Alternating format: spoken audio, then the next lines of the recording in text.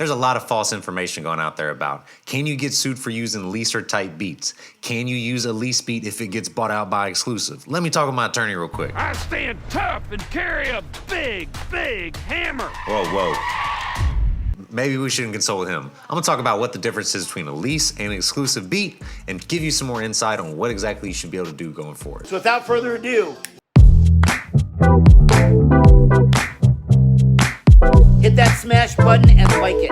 Subscribe, it's awesome. What's going on, everybody? Garrett from Track Sounds, multi-time Billboard chart music producer and music marketing expert, here to talk about a question that comes up so many times for artists and producers, the difference between a lease and exclusive beat. I do have a question of the day though. Where do you buy your beats from? Is it BeatStars? Is it Track Train? Is it Airbit? There's tons of them out there. Let me know in the comments below where you put your beats up or where you buy your beats at. I'm just kind of curious what the biggest platform is right now. I think it's BeatStars, but let me know in the comments what you think. This is a question that comes up a lot. Now, I'm not a lawyer, so take all of this advice with a grain of salt, do your own research, get your own lawyer. Luckily, BeatStars has very good contracts if that's who you're using to mitigate a lot of this. But once again, I'm not a lawyer, so this is just some good knowledge I'm passing along. You're always supposed to say, always do your own research, which you're obviously doing if you're watching this, but this is just my interpretation of a lot of it. A lease is essentially a rental of a track. It's the same type of thing as when you go rent a car. You don't really own it. You have it for a specific amount of time, depending on how much you actually pay for it. And usually you get a specific amount of miles, depending on how much you're paying for it. The cheaper version is usually an MP3.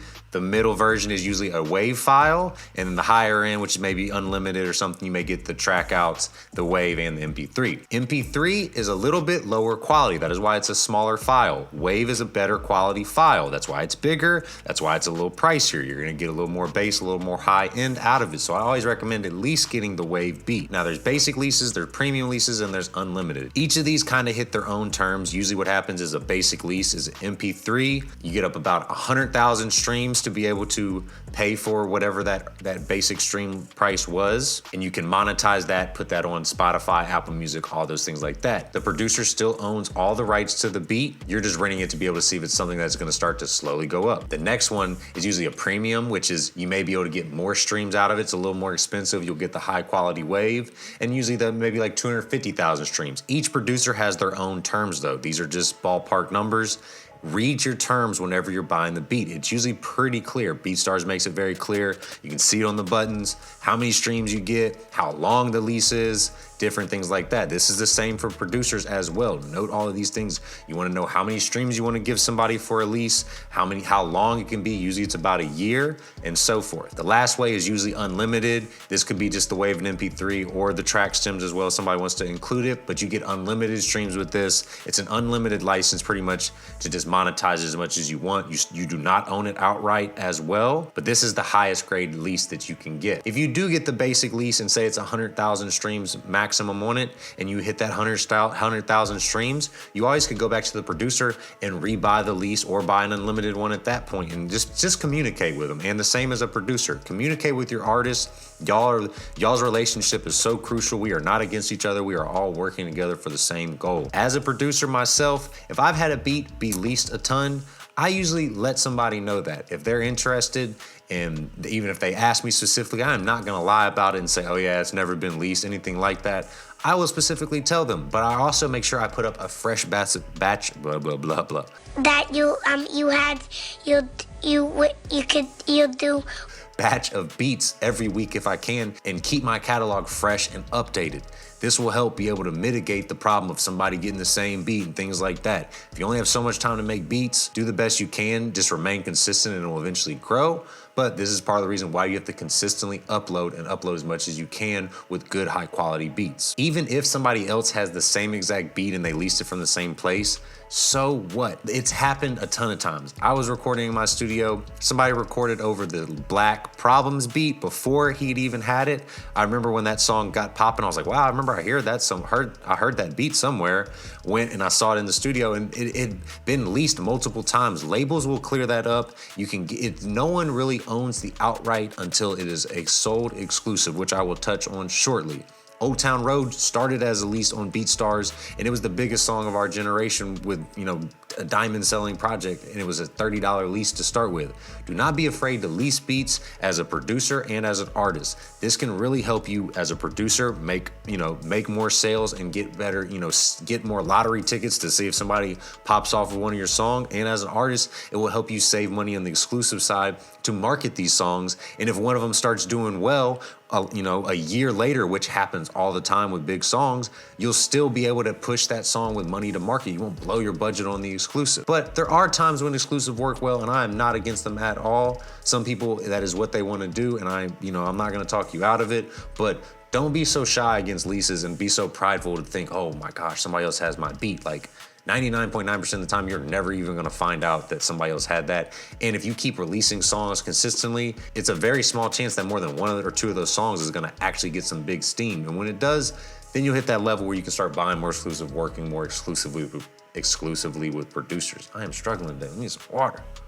So an exclusive sale is not an outright buy of the song. You do not own all the royalties from it. The producer is still entitled to it. What an exclusive sale is an advancement on royalties. I'll link my royalties video below, but there are two sides to every song. There's the master side and the composition side. The producer on the composition side is entitled to 50-50 of that. Say you have two artists and two producers, it's gonna be 25, 25, 25, 25, in most industry standard. It can also be negotiated, it's all negotiable, but a producer is a writer as well. Anybody even involved with the record is considered a writer on the composition side. That is killing me today. People see writer all the time and they get listed as a producer. And they're like, they're not a writer, why do they own that?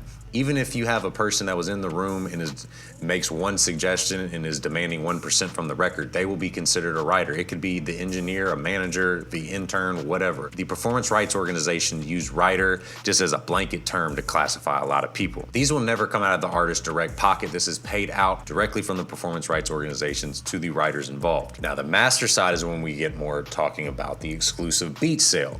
Say you give a producer $1,000 for an exclusive beat. When you start getting your master percentage side, which most of it will be coming from your distributor, DistroKid, something like that. I have a 7% off code for DistroKid if you don't have a distributor to release your music. Once that money comes in, you will have worked out a percentage with the producer if it gets to that point. Usually, the old industry standard was about 3 to 5% when they were pressing up CDs. Now it could be anywhere from 3% to 10%, even 1% if you're, high splitting percentages, whatever. This is all negotiable. And this is something you should talk about within you and the producer. So say the producer had a 5% master royalty that y'all negotiated on the track, and say you receive back $10,000 worth of royalties. They would be entitled to 5% of that, which is $500. If you gave them $1,000, you wouldn't have to pay them any of that $10,000 because you're still recouping back that $1,000. You have $500 still left to recoup. So say you make another $10,000, then you and the producer would be clear. They got their $1,000 advance, which would have been the same entitlement to the $20,000 in sales. Now, any more you sell after that, you will owe them 5% of future sales going forward. But anybody that sells outright from any of their master percentage and all those things like that, you're basically a work for hire. And if the song gets big, you could be missing out on a lot of the big royalties. So even if you do buy the exclusive beat, you own the exclusive license to use that track, but the producer is still entitled to different types of royalties on the back end. You're not buying them out of the track. A lot of people think that.